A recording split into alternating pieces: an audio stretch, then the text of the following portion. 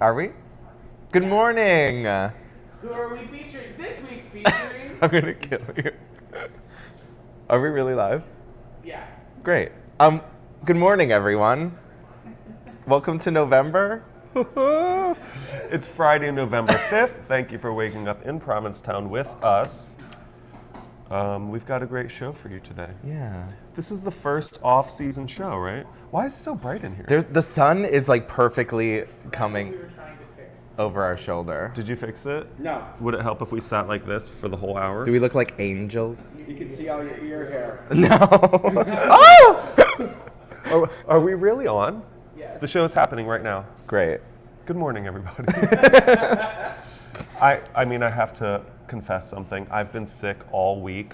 This, back when I worked at the boat slip and like you could see Labor Day as this sort of finish line, I would always get sick Tuesday after Labor Day. Oh, yeah. Like every year. And now that Halloween is the finish line. Yeah, Labor Day was not the finish line this year. No, it hasn't been for a long time. And I don't think it's even the finish line for people that work at the boat slip anymore. But I fell ill immediately after we closed work. That's kind of good, though. At least it didn't happen during work, like when you were still busy. At least you had the opportunity to lay on the couch for the last 4 days. It was nice. Yeah. But, and I finally, for 6 straight months, I don't get to watch any television at all. I watched Hacks in one sitting. How was it? I'm so happy that Jean Smart won that Emmy Award for Best Actress in a Comedy. I wish I had seen the whole thing before we met her.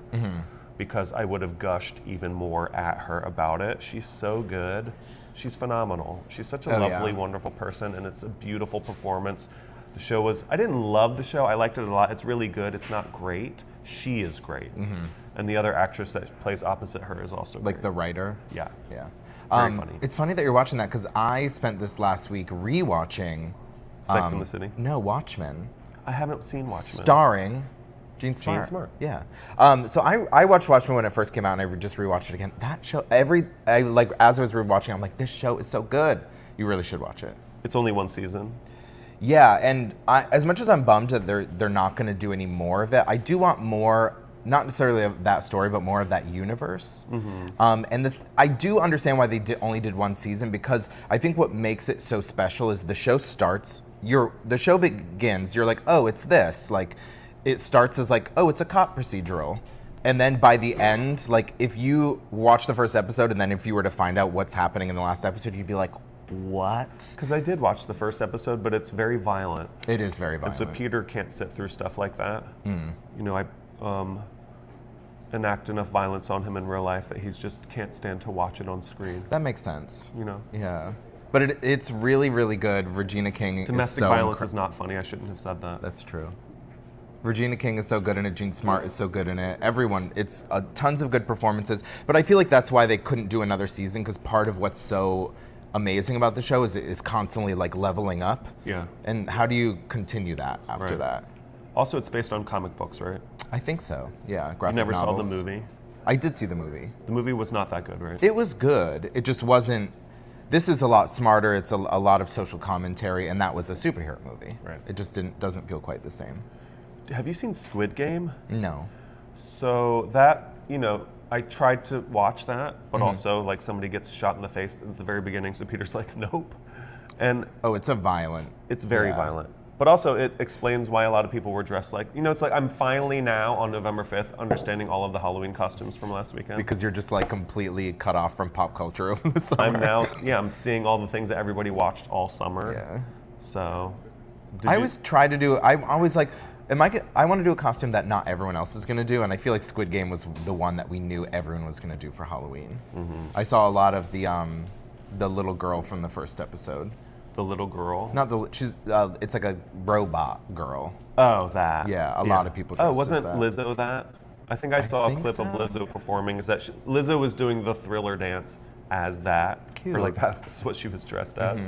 And I didn't know what I was looking at. I didn't even know it was Lizzo. I was like, who's this person doing Thriller to a costume that I don't understand? I'm getting pop culture again. Yay. Thank you, work, for closing. Nature is healing. Yeah. How was your Halloween weekend? It was really wet. Like Saturday was like this weird day at work. It wasn't as busy as it could have been because it was so like nasty out. Oh, yeah. And then Sunday I was off, but like not really feeling great. I mean, I shouldn't even probably be sitting next to you because I should have called in sick, but I really wanted to be here to do this show. No, there's a few people that I'm close to that are all sick, so I just started taking Zicam like 3 days ago. Did you bring one? No. I need one. I need like a whole set of Zicams. A set? Is that what it's called? Yeah, it's a set. A set. Collect them all. Yeah. Yeah. Like Pokemon. Yeah. No, I think I have whatever was going around. I talked to somebody yesterday that was like, oh, pretty much everybody that we know has what you have. It's not COVID, don't worry. Because I don't have a fever and I can still smell things. You smell nice today. I showered. This smells like coffee. But Somebody was like, are you guys drinking wine the whole time? I'm like, this isn't. could you imagine if we're just have glasses of red wine at 9 in the morning? This isn't Kathy and Hoda Lee, or Kathy Lee and Hoda. I'm not against drinking in the morning. I just think red wine is something a sociopath would choose to drink at 9 in the morning. I agree. Like, give me some white wine. Yeah, totally. Entirely acceptable at 9 Like, a.m. it's making me go, to think about drinking red wine first thing in the morning, right? No, so this is coffee. I don't know what he has.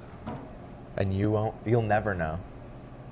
Speaking of wine, yesterday was the meet and greet, or the opening part of the Wine and Food Festival at the masthead. I was at the Red Inn. You could see the tent full of happy people, presumably drinking wine and talking to each other.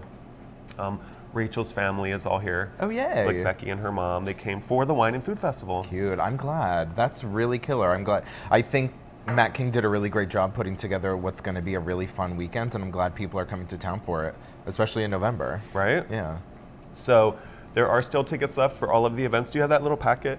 No, not on me.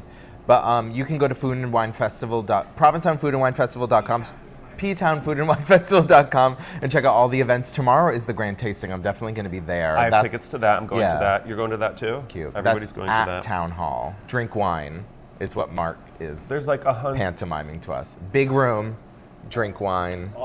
All of us are going to poke our eyes out. Oh. Wine. Yeah. Oh, thank you. Tomorrow as well, at the Provincetown Brewing Company, they're doing a beer and grilled cheese tasting. That's really exciting. Yeah, so with Donnelly and Richardson playing. Yeah, that's super cute. I think today, Mike and Jouot are at the Pilgrim House.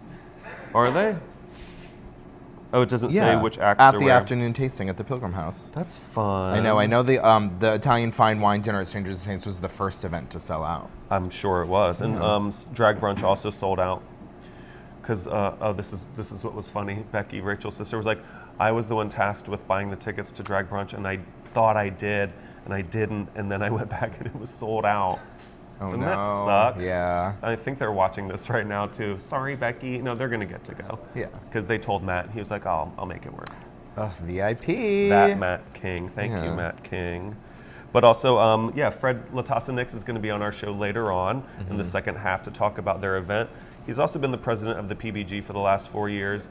They're looking for a new executive director now that Bob Sanborn, who has been acting executive director for 3 years, he took that job for a couple of months, and It's like you're not acting. You're doing it. Matt King is giving Becky a ticket. he is. Thank you, Matt King. Becky is very grateful. But Bob took that job for a couple of months until they found somebody, and a couple turned into like 48 months. So they're looking for an executive director. Why don't you apply? To be the executive director of the Provincetown Business Guild, Yeah. I think you have to have a business, right? You do. This show is a business. Just my business. You have lots of They're business. like, what's your business? I'm like, oh, Me. my business. Yeah. No. No? But she's busy. I want to talk more about my Halloween weekend because it was Go for wild. After the show here, I worked at the brewing company, and I wasn't sure because of the weather that week, because we had that big hurricane a few days before, and also the weather was expected to not be great for the weekend. I wasn't sure if it was going to be crazy busy, and I started working at the brewery. I'm standing around. There's literally no one here for the first hour and 15 minutes. So I was like, oh, I guess it's going to be dead. So I picked a cleaning project, and I pulled everything out. I'm like, oh, I'll do a little heavy duty cleaning. I pulled everything out behind the bar. I literally bent down to scrub something, and then I look up, and there was a group of 40 women standing at the bar all of a sudden. And by the time I got through them, there wasn't a line out the door, and so everything was dragged out behind the bar, and the brew is just packed for the rest of the day. That always I know. happens. If you want to get busy at a restaurant, start a project. Right. And then you'll get really The busy. lesson is never clean anything. Right. Yeah. Just kidding. Right. A clean bar is a happy bar. I spent pretty much my whole day at the brewing company because later that night was the Flip Cup tournament. Oh, how'd that go? It was wild. Really? Yeah. 20 teams? 20 teams of 6, so just the teams were 120 people, and I imagine we had more. There were definitely a lot of people that came to just watch, and it was a lot. Yeah. Yeah, but it was a lot of fun. The teams dressed up. It was super cute. The team that won was the P-Town Book Club, I think was their name, and they all just wore like sundresses and big flower hats. It was very simple, but also very effective. There was a costume contest too, right? Yeah. Did they win that? Yeah, they did win. Yeah. Jonathan, do you have the picture of me and Sunny and Joe in our costumes at the Flip Cup tournament? Sure do. How cute were we? So the event was sponsored by Bike Athletic. You probably know their jock straps. Oh, yes. Yeah. So it was sponsored by them. So me, Joao, and Sunny dressed up as the Powerpuff Girls, sponsored by Bike. We had our bike socks and our bike jock straps on. But it was really cute. Yeah. And that's That one was of Friday? Yeah. That's one of those costumes where like people would see me just wearing like a green tank top and this kind of like messy black wig. And people would be like, And then I'd be like, wait, 1 second. I'd like grab them, pull them over, like, oh, Powerpuff Girls. Yeah. Oh. Yeah. Joao looked beautiful and me and Sunny looked like men in wigs. Wait a minute, I just remembered you didn't work at all last weekend. I didn't. With us, anyway. You worked here. Yeah. Because people were like, where's Harrison? Where's, like, customers that expected to see you on the days that you're supposed to be there. Yeah. We're like, where is he? And I was like, out there, having fun. Well, I got Sunday covered for a reason, and then Friday night after the Flip Cup tournament, which was mentally and physically taxing for me, one of my coworkers reached out to me and was like, hey, do you want tomorrow off? And I was like, yes. Yeah. So I took Saturday off as well. So I didn't work. Well, on my last 3 shifts, I got covered for Sunday night. Johnny covered me Saturday, and then the other one was Thursday. rained out Yeah. because of the storm. The nor'easter on Wednesday. Yeah. You got lucky. Yeah. But the Flip Cup tournament was a big success. I think, are we going to do a bigger venue next year, maybe, Trevor? Where? Potentially. Bigger. Yeah, it was clearly a lot of people wanted to come and have fun, and it was a blast. So maybe we'll make it a little bigger. We'll see. Do it in the Paramount. We know the owner. Oh, right, we do. Yeah. Sitting right there. Saturday, I just chose. They're going this- to do the Flip Cup tournament in the Paramount next year. Okay. He's like, okay. Slip and slide. Yeah. Saturday, I kind of chose as my day to like be like Halloween tourist and kind of. I dressed up as a cow. Yeah. Because I didn't expect to have the day off. I didn't have a costume planned. I had a costume planned for Friday and Sunday, and Saturday was my day to work. So I put together my little cow costume, which was pretty easy. Just bought some felt, but it was adorable and fun. Saturday was the wet day. Yeah. So we went to tea, which was a little crazy just because everyone was kind of crammed inside under the tent. But it was fun. And then I went to the Rainbow Connection party here at the brewery, which is a ton of fun. Andrew Haig was spinning. The music was fantastic, and it was a very fun crowd. And then I made it over to the Red Room at Velvet after Ooh. Janet and Alan came and talked to us about that. That was really incredible. They redecorated upstairs, so the sake space was entirely like a... Did you get a picture of it? No. I didn't get to go. I was hoping you took a picture. It was cute. But upstairs, Stefan, my roommate, was bartending. They turned it into like a big spooky graveyard.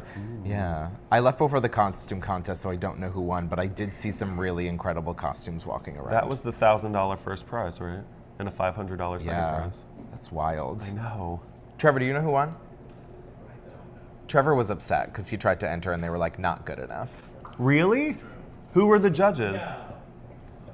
They shamed you? No, they didn't shame you. They just wouldn't allow him to enter the competition I think they were full already. Yeah. of better costumes. Wow. Less creative, more expensive costumes. Less creative, more expensive costumes is what he said. The shade. I also made it over to A House. After Velvet, you went, or after Red Room, you went to A House? I actually stopped by before and then went over to Red Room. It's the first time I had been to A House since pre-shutdown. Oh, really? Yeah. Was it poppin'? It was, It but was it was on cute. Friday, too. It was like a good crowd. Like you had this much room to dance. Uh-huh. It wasn't this much room to dance, which was Oh, nice. good. Yeah. Nice. Yeah. But then I scooted over to the Red Room and it was awesome. And then Sunday, how did Joel's show go? Sunday spent the whole day helping Joel get ready, studying lines, rehearsing our little number, because surprise, I sang in Joel's show. It was really cute. Yeah. Another sold out crowd. Another sold out crowd. It was spooky. He did a lot of like kind of Halloween, witchy. I think we have a video of that for later. Yeah, I have a video, so you can check that out. Joel's shows always sell out, but we got a sneak peek right into. We were sitting front row and we filmed it like this. Oh, good. Yeah. What song did you do together? We did For Good from Wicked. Oh, I love that song. It was, good morning, Nicole. It was great because the theme was witchy vibes. And people were like, why'd you sing that song? I'm like, they're witches. Hello. Duh. But it was a lot of fun. It was, singing that song with Joel was really incredible because the song's all about friendship, and as we were like sitting in his second sold out show, that's not only like such a huge testament to like his incredible talent, but also like what an incredible friend he is to me and everyone in town. So it was really cute. Excellent. Yeah. What'd you do after the show? I went home, I think. Yeah, I went home. Yeah. Called it an early night on actual Halloween. Yeah, I was beat. And then Monday we had our staff party, which, so like I was already run far into the ground by Monday morning, and I was like, but I have to go to this staff. Like you can't not go to the staff party even if you're feeling. No, I felt the exact same way. Dead tired. Yeah. So listen, I do have to cop to something that happened on Sunday. This is embarrassing. I'm not proud of it, but I had a very poor showing that night. Oh, what'd you do? Not as poor as that time that you like passed out at Front Street. I didn't pass out at Front Street. I was awake. Sorry, left from your what I phone hear at Front Street. Yeah. But it was the last night of the Red End, so Peter was like, let's get a table. We went with some of our best friends, and I wore this ring that I only wear on like special occasions. Not your wedding ring. No, I wear this all the time. But a ring over here. I'm not like a jewelry person. I don't often wear stuff. But like, I was like, oh, it's Halloween, and it looks like tentacles. Everybody knows that Ursula is my favorite Disney villain. Yeah. So I have this tentacle ring that was gifted to me by a very good friend. So we're at dinner, having a great time, drinking too much, of course. And then Quinn was at the table, so he's like, let's go to Cafe Heaven for a nightcap. So we go to Heaven for one more drink. You know how that always goes. And then we come out, and everybody's like, let's go to the A House. And Peter's like, actually, I hear Mike Flanagan. Let's go to the club and listen to Mike for a little. So like everybody goes to the A House. Peter and I go into the club. We're at the club. Mike's playing. It's like the last 20 minutes of his set.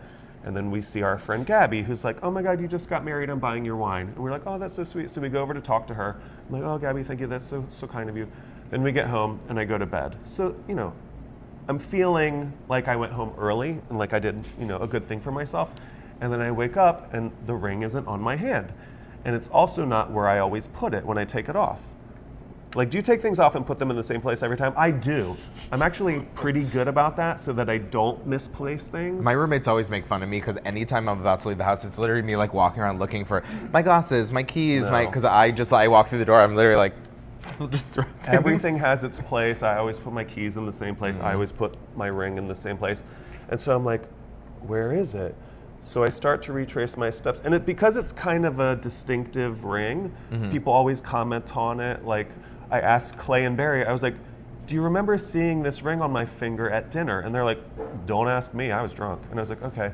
So then I text Brad, who was tending bar at Cafe Heaven, and I was like, Brad, do you recall if I had a ring on my finger when I handed you my credit card? Can you recall if any guest you've ever waited on has had a ring on their finger? Just the hot guys, because I check. Exactly. See? Well, everyone knows you're married, right? No, and Brad was like, I wish I had looked, but I was busy. I was like, of course you were. Working. I would have been too busy to look too.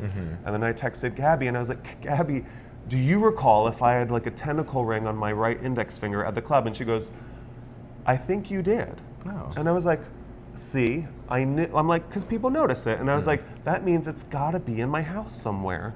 And I already posted on the community space. I was going to say, the reason I know is because you posted it on the community I had already space. posted it before I asked her that. And so then I'm in my kitchen, I'm like, where could I put it? And I'm like looking in cabinets. And I'm like looking in the cabinet next to the microwave in my kitchen. And I look down on the windowsill, and it's there. Oh, cute. On my windowsill. You found it. I did find it. But I'm like, why did I put it there? I'm like, this is the embarrassing part, is that I was like in my kitchen drunk, being putting it where I never would have put it before. That just like is not shocking at all to me because I'm not that person. See? I'm like, you put it on a windowsill, success. Yeah, I know, I'm but like, oh, I put it in between the couch cushions. I pulled every piece of furniture away from where, like, we turned the house upside down and Peter did like a deep clean. Mm-hmm. But I guess the moral of the story is he does not dust the kitchen windowsill when he cleans the house. Or maybe he picked up your ring, dusted, and put it back. And then said, I don't know where your ring is for 4 days? Maybe he was being spiteful. He's like, I don't know where your ring is, and he's like, you'll find it eventually. But that doesn't seem like Peter. That's a very un-Peter-like thing to do. Yeah, that's more of a Bob thing to do. The second moral of the story is your drunk lesbian friend is always more observant than all the men in your life. Oh, yeah. Yeah. Gabby was like, I did see that. And I was like, but I we knew. knew that. Yeah, exactly. Right. I knew she would know. Thank you, Gabby. Yeah. So that was my Sunday. Cute. My Monday rolled around and I thought I would be like, work's done, let's relax. But the existentialism of winter set in really quick. I think it's happening. I literally like woke up Monday morning. It was like, what am I doing with my life? I'm like, which it's not a good sign because usually that takes a little more time to set in. November is for the big questions. What am I doing with my life? Yeah. You know what I'm doing? What are you doing? Watching that Dave Chappelle special. Listen, we need to talk about this for a minute. I know you don't want to because you feel like you already addressed this, but we talked about this a couple of weeks ago. Maybe it was last week or 2 weeks ago. A few weeks ago. And yeah. you didn't watch it, but you had read some quotes, and you were coming down pretty hard on Dave. And I remember being like, oh, Dave's a hero of mine. I really don't want to hear that he's this horrible person. He's not. I'm firmly Team Dave. I watched it the other night.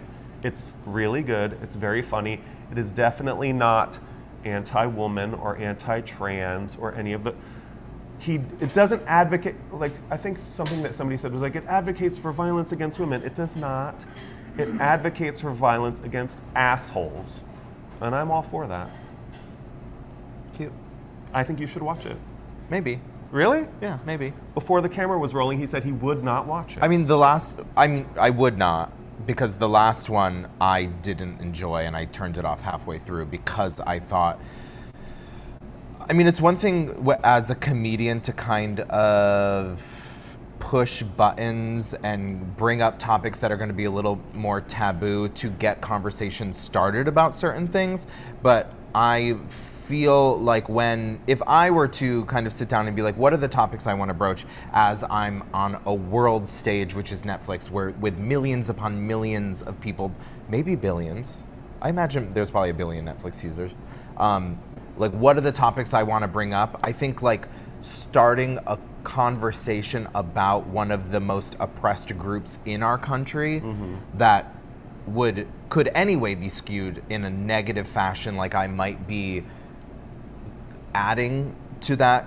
kind of sentiment around them, I would steer clear of in a way of trying to be responsible. No, I totally get that. But I think if you watched this, and maybe you won't ever watch it, but I think, knowing you, if you watched it, I think you'd be like, oh, no, everything that I thought about this is not true.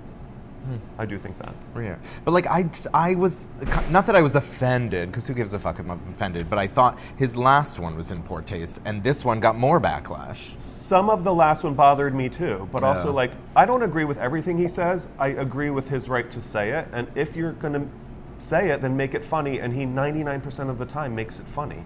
Like, I do think, when we look back in 100 years, Dave Chappelle will be ranked as one of the greatest stand-up comedians of all time. Like, he's one of the funniest people that ever lived. Almost everything he says is funny, and a lot of it is offensive, but he definitely comes for everybody. And so I'm like, everyone's fair game to him. And I'm okay with that.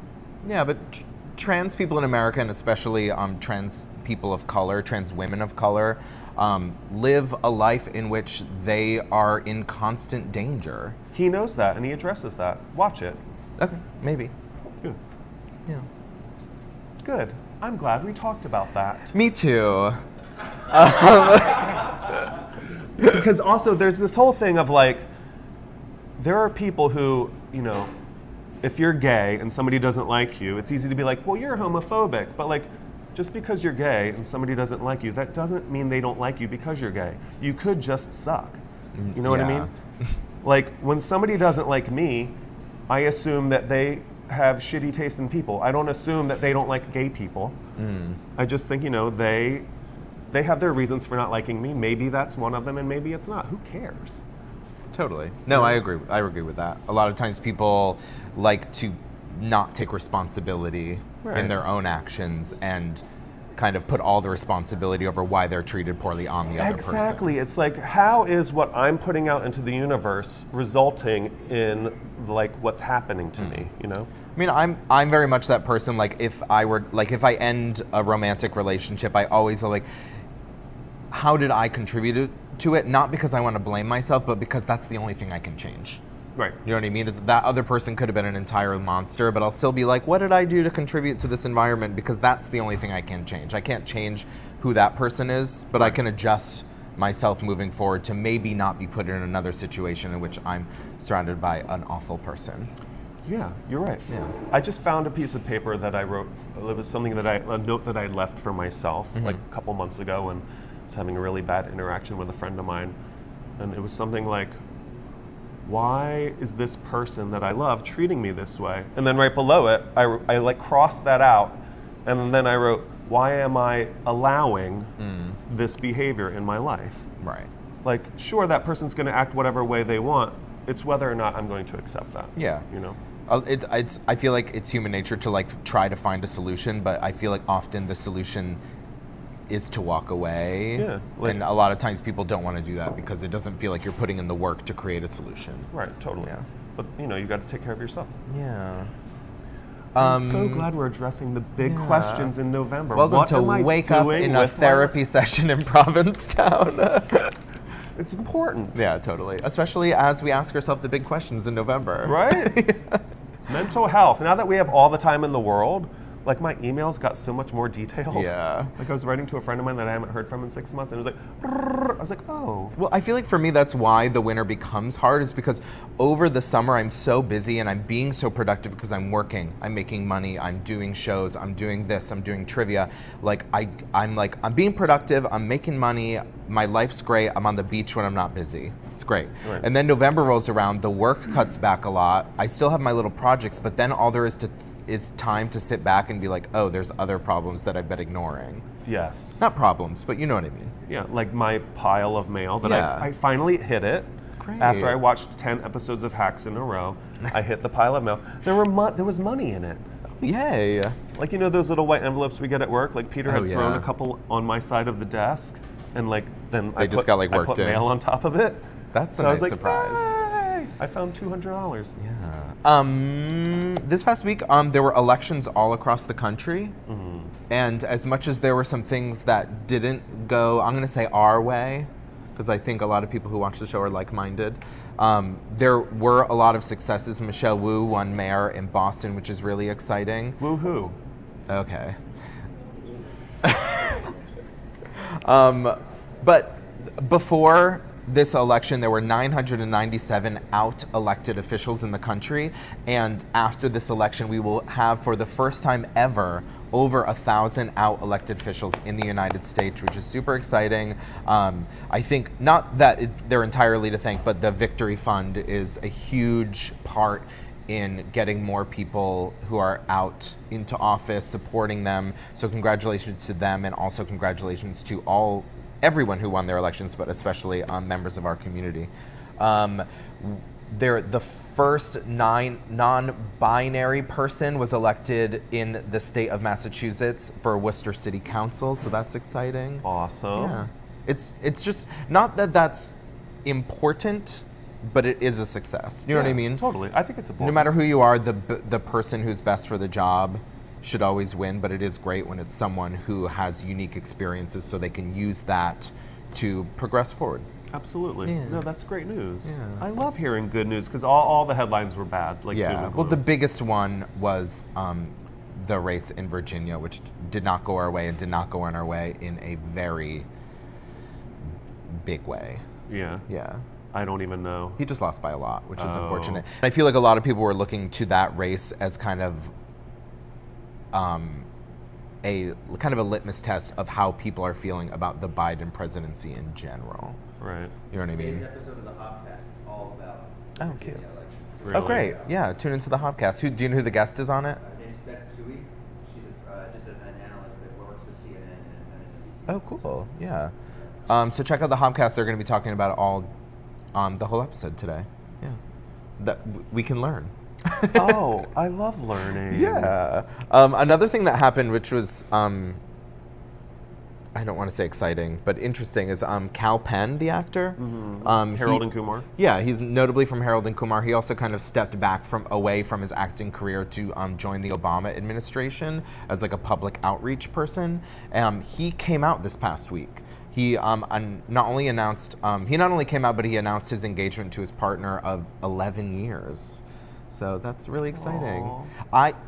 I waited on him at the Red Inn a few years ago. Yeah, do you know how people would just walk up and get drinks at the bar? I was just like, hi, what can I get you? And then I was like, and then he was there at the Red Inn. I wonder if he was there with his partner. It's really Probably. fun. Yeah. Was he like I mean, he's been with the same person for 11 years, so like in his Right. personal life, he was out, obviously. Yeah, I imagine. And that's also what's weird. It's like, I'm sure he was with this person for 11 years, so I'm sure his friends, I'm sure his family knew. So it's weird to say he came out because I know now. Like, Right. who cares? But he also met that person when he left acting to work for the Obama White House. When he took a break from acting, he Cute. met him there. That's really I was reading sweet. their story, and he was like, I went on a date with this guy, and on the first date, he walked into my house and turned on NASCAR and sat down, and I was like, ew, this is Oh. not going to work out. I'd be like, I'm in danger. And then he was Please like, leave. and then we've watched NASCAR together every Sunday since. I yeah, know, right? I'm like, that's cute and all, You're but not going to turn me into a NASCAR fan, and I grew up around it. Boo. that's probably why. Probably why. Oh, Oh, you know what today is also? The first day of clamming season. Did you get your Ooh. shellfishing license? No. You didn't? No. Is Why it too not? late? No, it's not too late. You can get it whenever. I don't have mine yet, but I'm going clamming later today. And if the shellfish constable is there, I'm just going to hand him some money. Yes, Mark's on his phone. He's doing it now. Low tide is at like it's after sunset, so Oh. we're going out at like 5. There's like barely an hour left of light. You can get like still. 10 clams and make a pasta. Well, I mean, I'm just gonna have to bring like a spelunking helmet with like a big old light on it. You Oh, know? wow, that's intense. It is intense. Yeah. Is daylight savings time this weekend? Yeah. It's Sunday. It's fall back. We're about to lose an hour of sunlight on Sunday. The general consensus from what I get is no one likes that. No. Right? Does Nope, I don't are there think anyone anyone likes on the that. planet who enjoys this? No. Farmers. Do they enjoy it? I don't think they do. Because I'm fairly certain, like, the whole idea was that, like, farmers would get an extra hour, but I'm fairly certain farmers begin work when the sun gets up, When the sun gets up. where the sun rises. And I think it doesn't matter what time it is. If it's 5 o'clock in the morning or 7 o'clock in the morning, they're going to begin work when the sun Right. is out. So I Yeah. don't think it matters. Yeah. I think I it agree. used to be more when, like, farmers had, a lot of people had farms and then other stuff to do, but now it's like, if you're a farmer, you're a farmer. Right. They're not like a farmer and then like going to work somewhere else during the day. Mm-hmm. So, Oh, what's he saying, dude? Anyhow, clamming starts today. Get your shellfish license. You can do it online. Just Google Provincetown shellfishing license. yeah. Clamming season is, this is one of the fun things that we get to do all Yeah. winter. Fun and delicious. Yeah. My 2 favorite adjectives. Speaking of mental health, I did something that's very important for mental health as soon as the Red Inn closed, which was get out of P-Town for a moment. Where did you go? I went to Boston. It was really cute. For how long? Yeah, me and Sunny drove out of P-Town on Wednesday, and then I did a little shopping because, like, I'm that person who cuts all of my pants into shorts the second it gets warm. So then it gets cold again, and I'm like, I have no pants. So I needed to buy pants and some shoes. So we like walked around Newbury Street and did some shopping. And then Joe happened to be in Boston as well, visiting his boyfriend Andrew, and so we got dinner at D-Bar, the four of us. It was really nice. cute. It was like a little P-Town takeover of D-Bar. And then me and Sunny went to Latin Night. Bobby Kelly? Yeah, Bobby Kelly's event at Legacy in Boston. That was so much fun. Always. Yeah. It was weird. It's the first time I've been in a nightclub in a few years where I didn't like know the door person and the bartender and half the people dancing on the dance floor. So it was like a weird experience. But it was tons of fun. The music was really, really great. It was Richie Ledoux behind the DJ booth. Yeah, it was fun. That sounds like a really fun night out. How are the boys? How are Brian and Alex? Cute. Oh, I thought you meant the boys at Latin Night. They were cute. And them. I did reach out to Brian and Alex to let them know that we were at D-Bar and to say thank you because it was such a phenomenal dinner. And they were at Boston Chops drinking, and I wish I would have known before because I would have planned on meeting up with them, but unfortunately I didn't get time to. Yeah. Oh, I need to get away too. Yeah. Soon. Oh, and last night, me, Joao, Sunny, Trevor, and a few other friends went out for dinner, for a little farewell dinner for our friend Todd Flaherty. If you saw The Glass Menagerie at P-Town Theater, he was one of the characters in that. He was really phenomenal. He's been in town doing that. He's been doing some work for Cruise Quarters and also doing his film. Yeah, you shot a scene with him last Thursday, Yeah, right? I shot a scene with him last Thursday, and I think he's made his mark in this town in so many ways, but I know the ways that he's touched and helped a lot of us is he's a really incredible drag artist. I know he painted me. John, do you have the picture of me from, this was him after he painted me for the shoot that we did for his film. We also have, he also painted Trevor for his Saturday night Halloween costume. He was Mummy Dearest. Get it? Yes, I get it. He was Joan Crawford as Mommy Dearest as a mummy. Yeah. But Todd did such a great job. He was in drag all weekend as well. And we want to wish him a happy winter because he'll be gone. Hopefully we'll see him back very soon though. Have fun, Todd. Come back soon. Yeah, but we got dinner at Cafe Heaven last night. Cafe Heaven is closing this Sunday, but they are going to continue their Wednesday night party, which is Halo at Heaven, which is just drinks and snacks. We're still doing hummus for the Halo. Sure. Perfect. We love the hummus. But that's kind of become a really fun thing. has. I've gone to a few of them. It's always fun. Mark's there. I missed it this week because Yeah. I was homesick, but I heard it was jumping. Yeah, Joey and Mike are behind the bar. It's always fun. Speaking of Mike, you know who I saw over Halloween weekend? No. Mike Bukaram. No, yeah, he was back in town. Such a doll. We love him. I know. Yeah, Mike Bukaram works at the brewery, but he left just before Labor Day to go back to school in New York, but he managed to make it back for Halloween. You know. Yeah, I think he was Little Red Riding Ho, Who was the big bad wolf? his boyfriend. Of course. Yeah. Adorable. Yeah, it was really cute. Can we talk about a controversial topic real quick? Go for it. This is the new pickleball, you guys. Dogs off leash on the beach.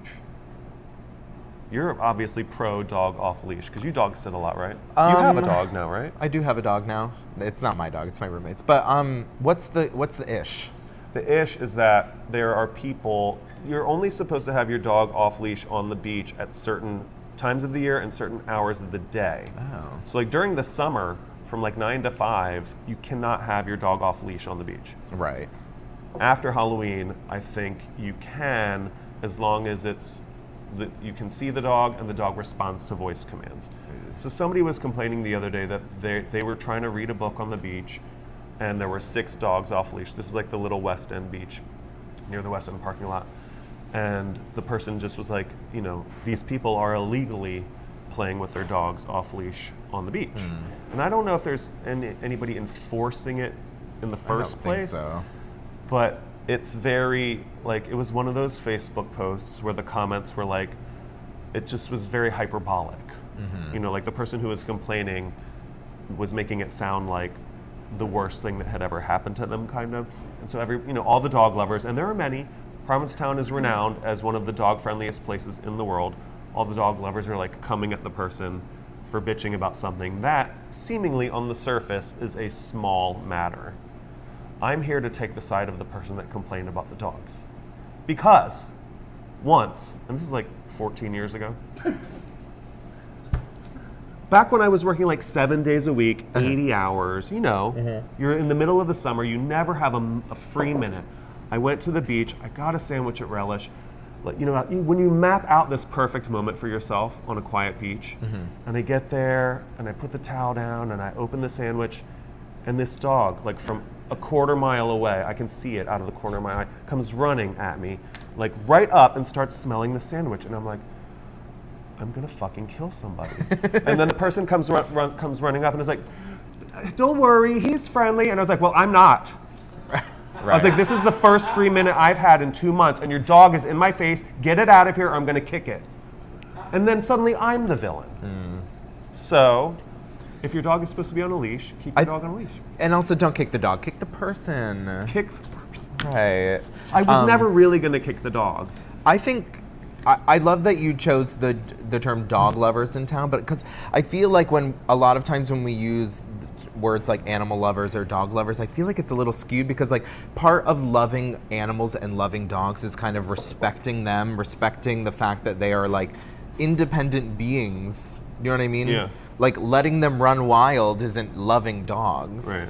Like, and even though your dog might be friendly, like that person said, I think there's a lot of instances where some dogs aren't friendly. Right. And some people, the person's main complaint was, I'm elderly and handicapped and I'm wobbly without a dog jumping on me. Right. And like I could be knocked over by a dog Yeah. off leash, and then you're in deep shit Right. if that happens. Or if your dog is off leash and it doesn't like respond to voice commands to like come back, Right. and your dog runs up to some other dog that is on a leash and that dog isn't friendly and bites your dog, that's not the dog's fault, that's your fault. Right. Like it's not that dog's who bit that dog's fault, it's your fault for allowing your dog to incite that from the other dog. You said dog like 12 I times. know. in It's one like, sentence. I'm getting lost. But you know what I mean? It's, Yeah. it's the same thing with the coyotes and foxes. You don't tell me you're an animal lover and that's why you feed the coyotes and foxes. You Right. are not loving animals by feeding them. Right. You are putting them in grave danger. Yeah. So just, Right. be mindful. Right. Like when we had to kill that coyote a few years back, that was because people loved that animal and fed it. And now it's dead because you fed it. If you see me eating a sandwich alone on a beach, do not let your dog run up to me. Please. But also, I often take Brewski off leash at the beach. I know you do. I hope you're doing it at times that are legal and permitted. I didn't even know that was a thing, so no, I'm not. Oh, I Am thought I? that was Mariah Carey's Christmas song. Oh my God, it's starting. It is. Oh my God. November 1st. Did you see there was a No. bar in Texas that banned her Christmas song until December 1st? Oh, that I'm on board with.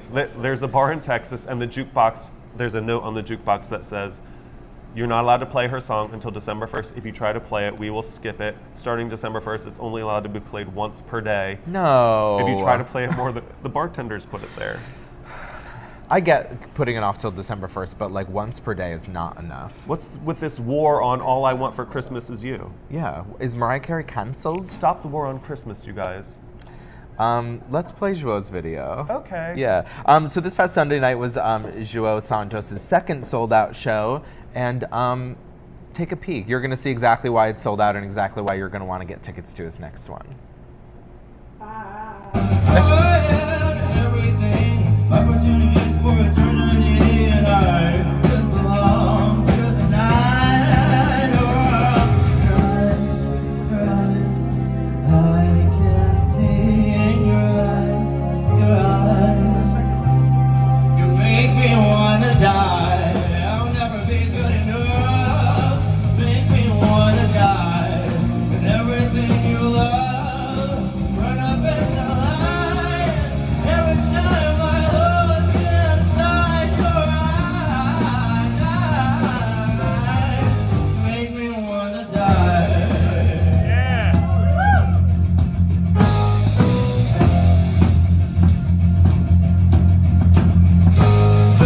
Taste me, drink my soul, show me all the things that I shouldn't know. There's a new moon on the rise.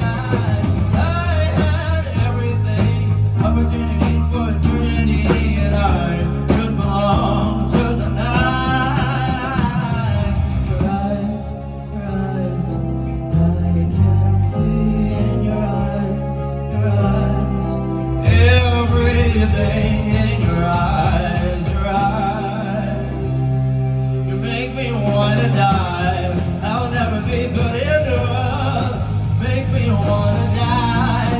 And everything you love, burn up to the light. Every time I look inside your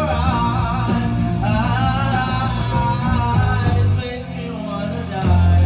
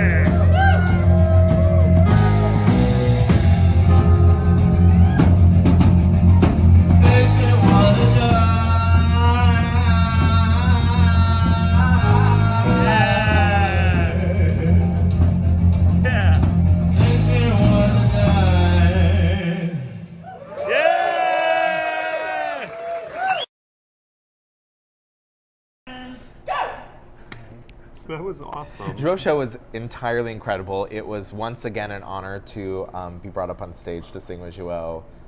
It always makes me feel really special and honored to perform with such an incredible artist. Good. Yeah. Please welcome to the show Mr. Fred Latasa Nix. Hello. You may know him as one of the owners of Strangers and Saints, my personal favorite neighborhood restaurant. I live in the East End, right up the street from Strangers. I go as often as I can. Also the president of the PBG for the last 4 years. Yeah, 4 years. Nice. Long time. Thank you for all of the hard work that you do. You're welcome. And also, they're hosting a dinner tonight as part of the Wine and Food Festival. Cute. Already sold out, guys. Sold out, sorry. It's sold out, yeah. Sorry, we're always rubbing sold out events in people's I know. faces on this show. Well, but we there's talked next about year. this so many We weeks did, in a we row. did, we did, You we had did. a chance to buy a ticket to it. Right. I kind of want to just start out with like an overview of what the PBG does, because I know a lot of people see what they do, but not specifically like mission. And do you want to just give a quick? Sure. So the Provincetown Business Guild, or the PBG, is actually the second oldest LGBTQ business guild in the country. No way. It started, I guess, 41 years. Carnival actually is a result of PBG. I mean, basically, around 40 so years ago, the town was marketing itself in a very straight, white, bland, way that wasn't true to what the town was about, right? So you had a town, really, the businesses in town were gay and lesbian people. But the town was not marketing themselves or positioning themselves that way, and people way before us, just wanted to take control of their own destiny, and they created carnivals as a fundraiser, basically. So the first carnival was a weekend, to raise some money to begin to market Provincetown to the LGBTQ community, and that's how Carnival was born, and that's how the PBG was born. And today we still are a marketing arm, and what you don't really see are the marketing efforts that go on from a nation and international perspective. We earn a lot of media. I mean, fortunately, Provincetown does a lot of great things, and so the media likes us, and so why not shout it out? I guess it was maybe 4 years ago when I first started getting involved in the guild.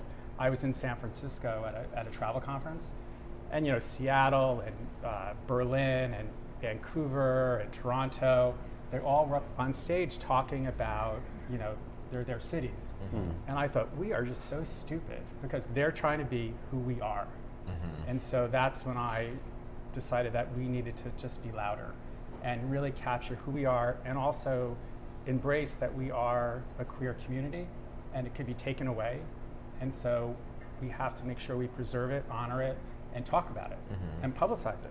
Right. People were controlling our narrative. Oh, it's too expensive. Oh, it's not gay. Oh, it's not this. Well, that's just not true.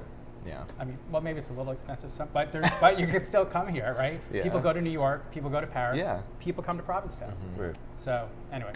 I think that's so interesting because, like you said, PBG was started 40 years ago, so you're kind of on both sides of like kind of this queer marketing conundrum, because that was kind of before we knew the queer community to be this powerhouse, this of like a demographic that you want to market to. Oh, sure. Like that was before that, and now you're kind of on the other side where queer spaces are kind of diminishing, and now it's time to like reamp in a similar but different way. Yeah, I'm actually not quite sure what you mean. Like, what do you mean diminishing? No, it just means like a lot of people are finding that queer spaces are becoming straighter as queer people become more accepted in the mainstream, and Yeah, so that now is the conundrum, right? Yeah. Because at my age, and I'm only just a few years older, but in my day, we wanted to be sort of out and accepted and sort of not behind, these windows you can see through them. I remember going to bars when the windows were dark, right?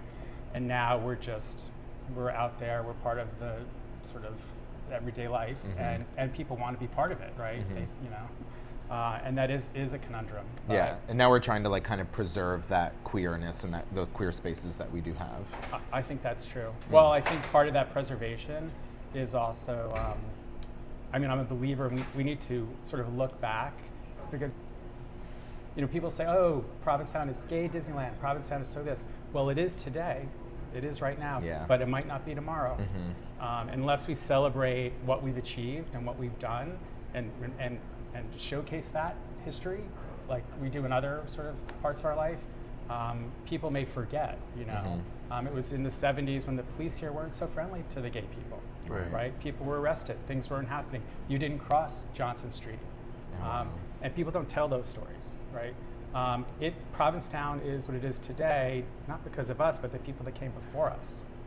And so I think it's important, and there's a lot of great work happening here at the brewery. I mean, people are doing that, and I think it's important that we keep pushing, I don't want to say an agenda, but we keep pushing who we are, who we want to be, and not let people push us back. Yeah. I don't know if that answers your question. No, that was great. Yeah. There wasn't a question. Yeah, it there. wasn't a question. It was just a statement. And I'm not passionate about it, though. We know Bob is stepping down, and so you guys are currently searching for somebody to fill that position, Yeah, right? so that's a great little, Bob Sanborn, who's done a fantastic job over the last couple of years as our executive director of the Provincetown Business Guild, is stepping down at the end of this year. And so we're beginning a search for this position. It's a paid position here in town. It's not so bad. I mean, and again, you would be running the second.